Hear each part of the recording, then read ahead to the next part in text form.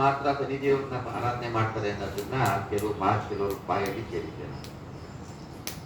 ಅದು ಸಹಜವಾಗಿ ಶನಿವಾರದಲ್ಲಿ ಯಾವತ್ತಾದ್ರೂ ಭಗವಂತನನ್ನ ನಾವು ಪ್ರತಿ ಶನಿವಾರ ಬುಧವಾರದಲ್ಲಿ ಅವ್ರು ಕೊಟ್ಟಿರ್ತಕ್ಕಂಥ ಫಲ ಅಂತದ್ರಲ್ಲಿ ಶ್ರಾವಣ ಮಾಸದಲ್ಲಿ ಮಾತ್ರ ಭಗವಂತನ ಕರ್ಮ ಫಲದಾತನಾಗಿ ಅವತರಿಸಿರ್ತಕ್ಕಂಥ ಪರಮಾತ್ಮ ಪ್ರಯಬದ್ಧವಾಗಿ ಮನಸ್ಪೂರ್ಣವಾಗಿ ಭಕ್ತಿ ಶ್ರದ್ಧೆಗಳಿಂದ ಆರಾಧನೆ ಮಾಡ್ತಕ್ಕಂಥ ಹೃದಯಾಂತರದಲ್ಲಿ ಯಾವಾಗಲೂ ಭಗವಂತನ ಇರ್ತಿದ್ದಾನೆ.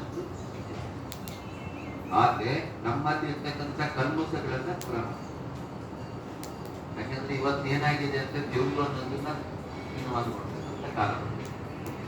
ಯಾಕಂದ್ರೆ ಕಷ್ಟಪಡ್ತೀವಿ, ನಾವು ಸಿಗ್ತೀವಿ. ಆ ಕಷ್ಟಕ್ಕೆ ದಾರಿ ತೋರಿಸ್ಕೊಡೋನು ಯಾರು, ಫಲ ಕೊಡೋನು ಯಾರು? ಭಗವಂತ ತಾನೆ. ಅವನಾಗಿರುವಾಗ ಅವನ ನೆರೆ ಇದ್ದಂತೆ. ಯಾಕಂದ್ರೆ ಕೆಲವು ಜನಗಳಲ್ಲಿ ನಾನು ಕೇಳ್ಪಡ್ತೀನಿ, ದೇವರು ನಿಂತು ಅನ್ನೋದು ಯಾವ್ದು ಇದ್ದಾರೆ, ಯಾವ್ದು ಯಾರು ಹೇಳೋದು ನಿಮ್ಗೆ ಅಲ್ಲ, ಯಾಕೆ ಮಾಡ್ತೀರಾ ಅಂತಾರೆ ಅಜ್ಞಾನಿಗಳು. ಯಾರು ಹೇಳಿ ಆ ಭಾವನೆ ಮಡಿಗಿರ್ತಕ್ಕಂಥ ತಿಳ್ಕೊಳ್ತಕ್ಕಂಥ ಚೈತನ್ಯ ಇಲ್ಲದೆ ಇರ್ತಕ್ಕಂಥ ಅಜ್ಞಾನಿಗಳು. ಯಾಕಂದ್ರೆ ಇವತ್ತು ಜಗತ್ತಲ್ಲಿ ಹಿಂದಿನ ಕಾಲದಲ್ಲಿ ನಾವು ಹಿಂದೆ ಇತ್ತು. ಯಾಕಂದ್ರೆ ಈಗ ಸಹಜವಾಗಿ ಇಲ್ಲಿ ಇರ್ತಕ್ಕಂಥ ಹಿರಿ ಕುರಿತೀವಿ, ದೂರ ಹೋಗೋದು ಬೇಡ. ಈಗ ಒಂದು 20 ವರ್ಷದ ಹಿಂದಿನ ಮಾತು 20 ಕಥೆಗಳನ್ನ ಕೇಳಿಸ್ತಾ ಇದ್ರು ಕಿವಿ ಜನಗಳಿಗೆ.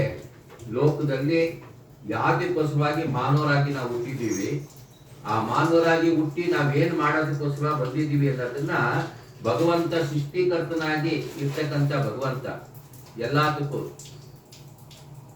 ಆ ಭಗವಂತನೇ ಅವತಾರಗಳನ್ನ ಇದ್ದೀವಿ. ಈಗ ಕ್ರೈಸ್ತರು ಹಿಂದೂ ಯಾರು ಯೇಸುಗಳು, ಅವ್ರೇನಕ್ಕೆ ಯೇಸುನ ಪೂಜೆ ಮಾಡ್ತಾರೆ? ಯೇಸು ದೇವರಾಗಿ ಬಂದ್ರ? ಮಾನವರಾಗಿ ತಾನೇ ಬಂದ್ರು. ಆಗಿದ್ಮೇಲೆ ಅವ್ರನ್ನ ಯಾಕೆ ನಾವು ಆರಾಧನೆ ಮಾಡ್ತೀವಿ? ನಾವು ಅದನ್ನ ಉದಾಹರಣೆ ಕೊಟ್ಕೊಂಡು ಹೋಗ್ಬೋದು.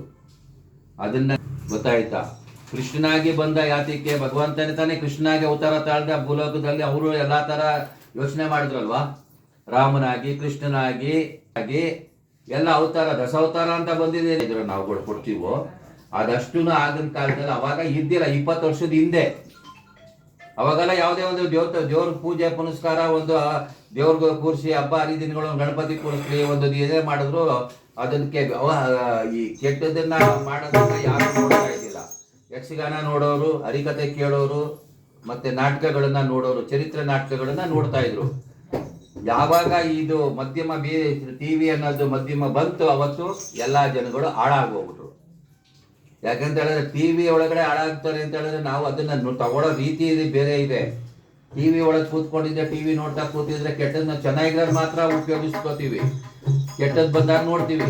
ಅದ್ರೊಳಗಿರೋ ಅರ್ಥ ಏನದನ್ನ ಅರ್ಥ ಮಾಡ್ಕೊಂಡು ಅದರಂತೆ ನಡ್ಕೋಬೇಕು ಅನ್ನೋದು ಯಾರಲ್ಲೂ ಮೈದಲ್ಲಿ ಹಿಂಗೆ ಇಟ್ಕೋಬೇಕು, ನನ್ನ ಅಧಿಕಾರ ನಂದೇ ನಡಿಬೇಕು, ನಾನು ಹಿಂಗೆ ಬದುಕಬೇಕು, ನಾನು ಹಿಂಗೆ ಇರ್ಬೇಕು, ಯಾರಿಗೂ ನಾವು ಎದುರಬಾರ್ದು, ಯಾರಿಗೂ ನಾವು ಮರ್ಯಾದೆ ಕೊಡಬಾರ್ದು ಅಂತ ಈಗಿನ ಕಾಲದಲ್ಲಿ ಹೆಣ್ಣಾಗ್ಲಿ ಗಂಡಾಗ್ಲಿ ನಡೀತಾ ಇರ್ತದೆ.